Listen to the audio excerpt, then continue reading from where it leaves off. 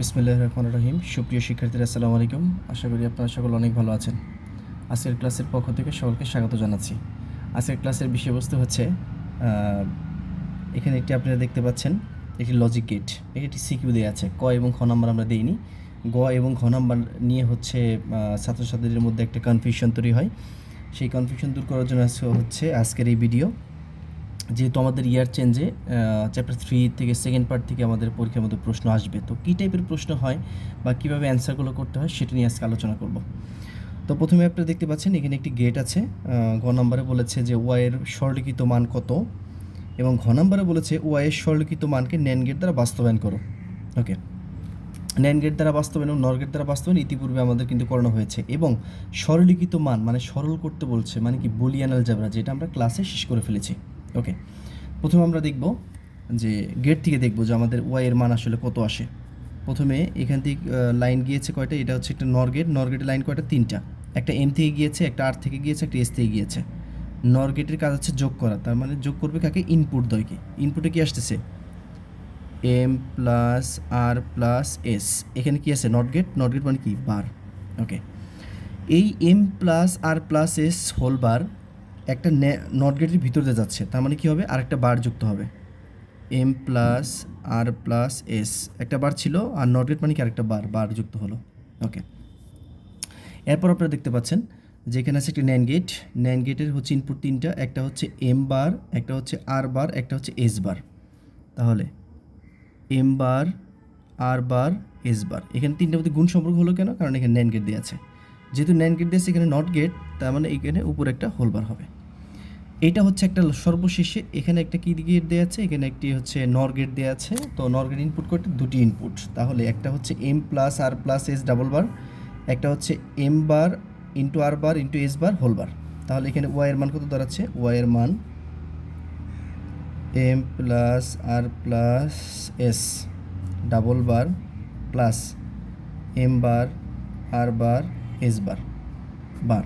আর এখানে যেহেতু not get দিয়েছে, মানে পুরোটার উপর একটা বার দেওয়া আছে, তারপরে এটাকে আমরা কী করতে হবে? সরলীকরণ করতে হবে। তো আমরা সরলীকরণটা দেখব যে ওয়াইয়ের মান সরলীকরণ করলে কত হয়। তারপরে হচ্ছে M plus R plus S double bar plus M bar into R bar into S bar whole bar, আর পুরোটার উপর একটা হোল বার দেওয়া আছে। আমরা জানি যে বুলিয়ান অ্যালজেব্রা করতে গেলে চারটি অংশ আমাদের মনে রাখতে হবে, বা চারটি অংশ আমাদের হচ্ছে করতে হবে, বা চারটি অংশ আমাদের হচ্ছে নিয়ে কাজ করতে হয়। একটা হচ্ছে প্রথমেই হোলবারের কাজ। হোলবার যেহেতু আছে, হোলবার যদি না থাকে আমাদের হচ্ছে কি করতে হবে?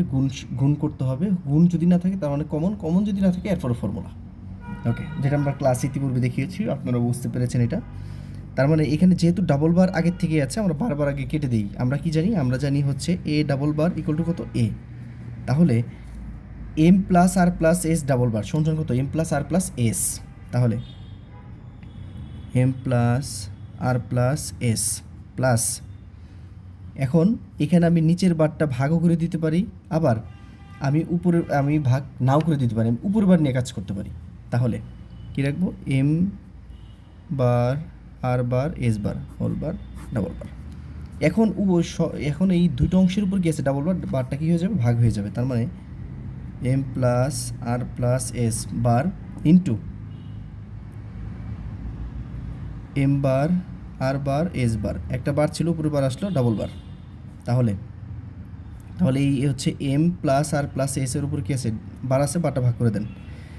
এখানে হচ্ছে প্লাসটা ইন্টু হলো কেন? কারণ এটা আমরা ডি মর্গান সূত্র আমরা জেনেছি যে ডি মর্গান সূত্র কী ছিল? ডি মর্গান সূত্র ছিল A plus B double bar সমান কত? A bar into B bar. De Morgan কী বলেছে? এক বা একাধিক ইনপুটের উপরে কী থাকলে? হোল বার থাকলে বারটা ভাগ হয়ে যায়, মাঝখানের সাইন বা সিম্বল বা চিহ্নটা কী হয়ে যায়? পরিবর্তন হয়ে যায়। গুণ থাকলে কী হয়? যোগ হয়, যোগ থাকলে গুণ হয়।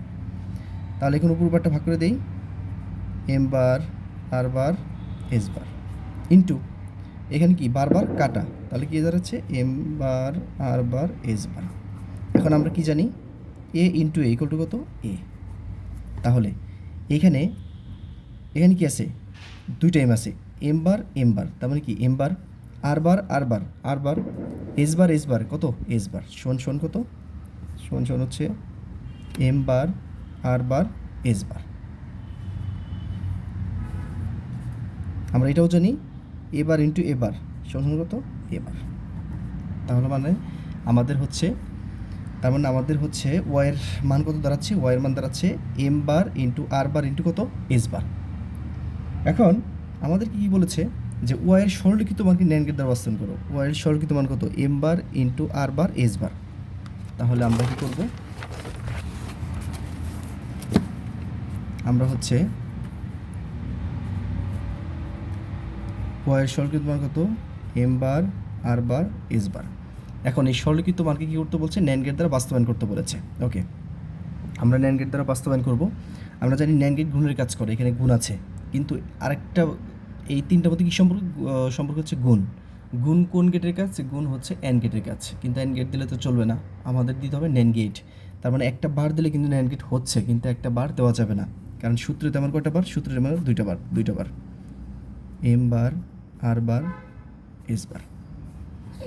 ওকে, আমাদের এখানে ইনপুট হচ্ছে তিনটা, একটা হচ্ছে এম আর এস। তাহলে আমাদের এখানে তিনটে কী দিয়েছে, ভিন্নভাবে নেগেটিভ দিয়ে আছে, তার মানে নেগেটিভটা শর্ট করে বের করতে হয়। তার মানে এটা হচ্ছে